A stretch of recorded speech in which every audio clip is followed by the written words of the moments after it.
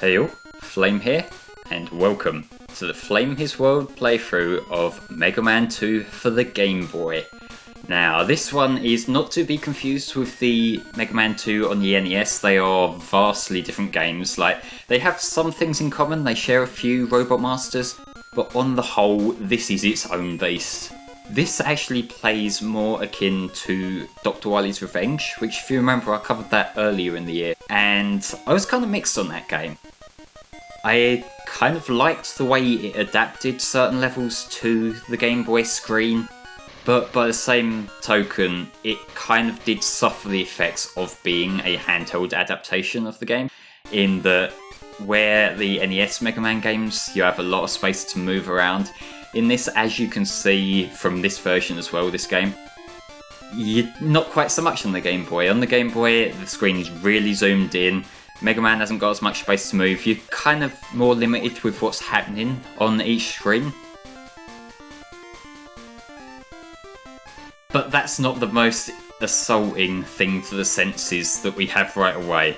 Because, ladies and gentlemen, the one biggest difference that Mega Man 2 Game Boy has to both Mega Man 2 NES and Dr. Wily's Revenge, this music is fucking dreadful. Listen to this Metal Man's theme here. This is, I think it's an original song. I can't tell because this is just a clusterfuck of noise. I've heard fucking GBA music that sounds better than this. This song honestly sounds appalling. It's just random beeps and boops.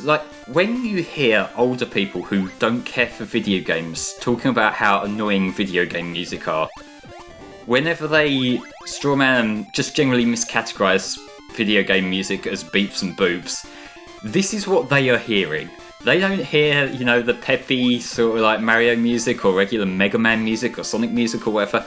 They hear this mess of noise. This is not far off a Crazy Bus, let's be real here. This song that we're listening to right now is pretty dreadful. That's not even me trying to exaggerate here. That's not me trying to be the funny YouTuber guy who gets angry at things. This just sounds quite unpleasant, and be thankful that when I put these videos out, I turn the music down. Usually that hearing my voice over something is suffering, but even I would take that over this horrible music. But yes, Mega Man 2 for the Game Boy is a game that I believe Keiji Inafune himself isn't too fond of, because like the Dr. Wily's Revenge, the first Game Boy Mega Man, this was outsourced. This wasn't done by the same developers as the internal team who worked on the NES games. This was outsourced to another company. But whereas they found a good company to outsource it to who were familiar with Mega Man and were fans of Mega Man for Dr. Wily's Revenge, this one, not so much.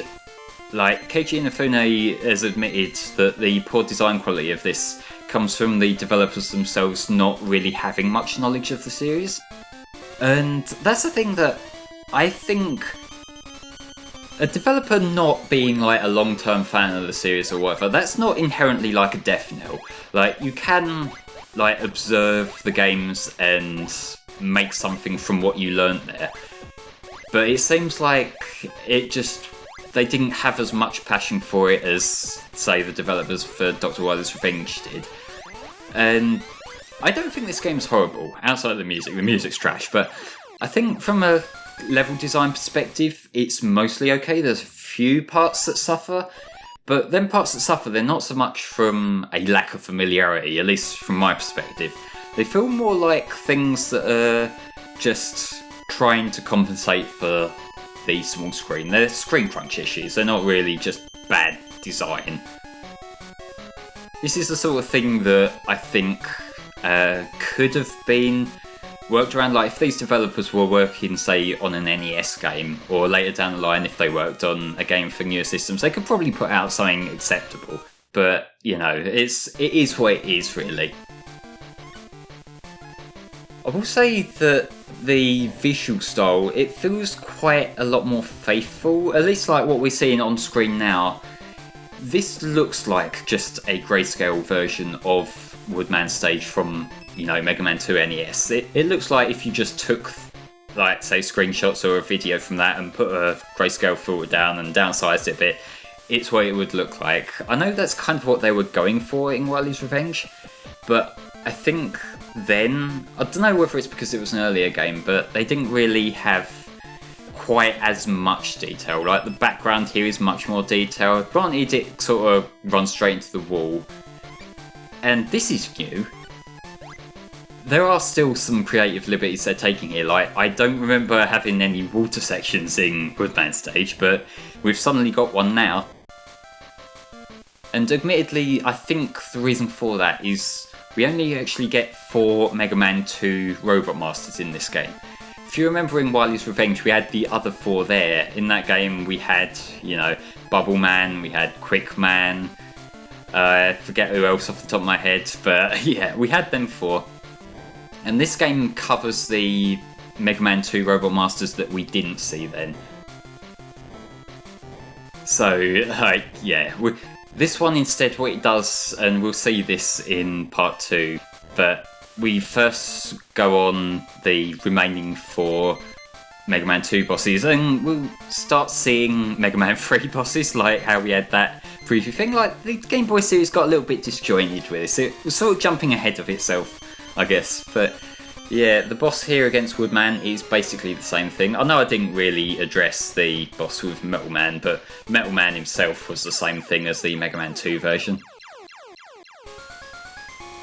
That's 2 of the Mega Man 2 Robot Masters down already. This is quite a short game. I know Mega Man games in themselves tend to be quite short on the whole. That's just kind of how they are. But the Game Boy ones, it's really noticeable. Although I will say these are more challenging on the whole. So watching a complete playthrough of this that's, you know, had the fuck-ups removed, it goes by very quickly. Whereas if you're just playing it through naturally, just like either on actual hardware or just, you know, playing through an emulated version like on, say, the 3DS. I think these are on the 3DS, I can't remember, don't quote me on that. Then you might take a lot longer because purely the difficulty factor of it.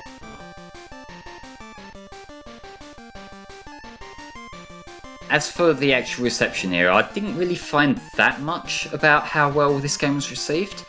I actually have a quote here from the 1UP review, from a reviewer called Jeremy Parrish, who described it as not worth it, and he summarised it as a random assortment of enemies and stages from Mega Man 2 and Mega Man 3 from NES, downsampled and downscaled for Game Boy.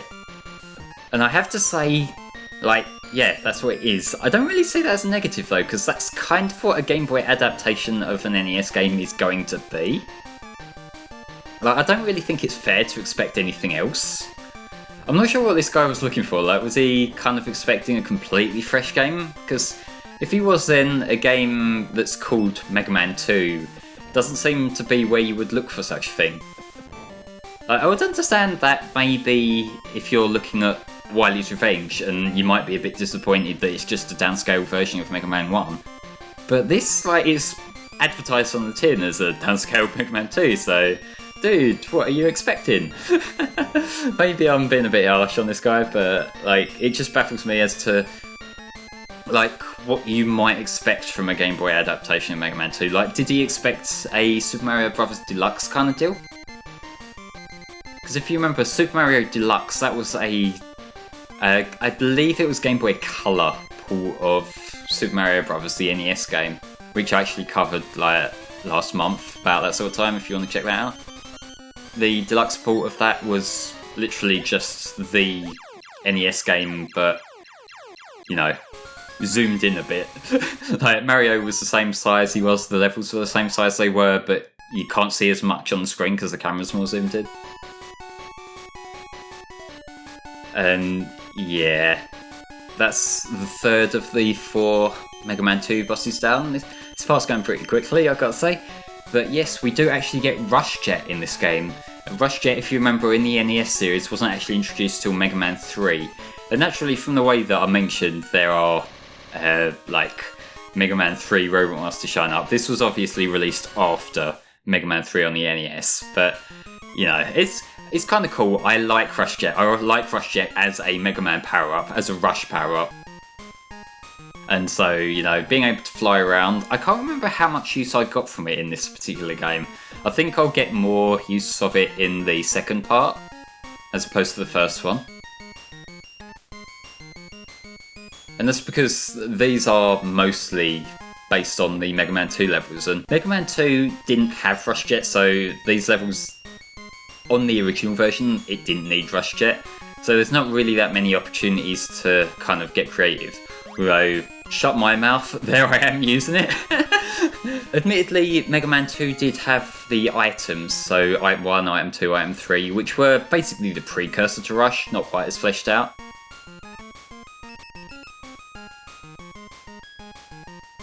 But yeah, that was the first of the drops that I recall with my playthrough of this, where, you know, it gets a little bit cheap just because of, I guess, screen space really. The fact you might not have been able to see them spikes coming, might not have been able to react fast enough.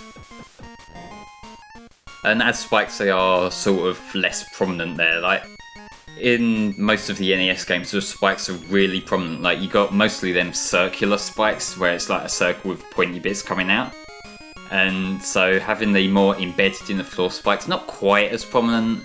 I guess maybe I'm getting a little bit nitpicky here. You can still tell they're spikes if you're paying attention, which I should probably do more often when I play video games, but I am the casual scrub, so what can I say really? I need to get good at games. But like with the NES one, we have E-Tanks here as well. These were introduced in Mega Man 2 NES, and they are single use, again like the NES games. In the X series they would be adapted more so that you can refill them, but throughout the entirety of the classic series, whether that be on the Game Boy, whether that be on the NES, or even like, say, that one GBA version of Mega Man and Bass, wherever you go with Mega Man Classic, E-Tanks are single use. Maybe the rechargeable things were like upcoming technology that didn't exist yet. I didn't mention, but the weaknesses in this game are just the order I've been going. Like, Woodman is weak to Metal Man, Airman is weak to Woodman, and Clash Man, or Crash Man, whichever one you want to go, whichever translation you use, is weak to Airman's weapon. But I sort of blew me load with that weapon a little bit quick, so I had to resort to just, you know, finishing off with a Buster, which admittedly a lot of these bosses are fairly easy just with a Buster anyway, so if you do run out of power, you can mostly finish out like the second half of the boss with a Buster, no problem. But yeah, he's referred to as Clash Man here, like he was in the Japanese version, like Rockman 2 on the NES. But yeah, ladies and gentlemen, that was the first part of Mega Man 2 for the Game Boy. Join me next time where we'll be going into Wily's castle, as you see on screen here. Bye bye for now.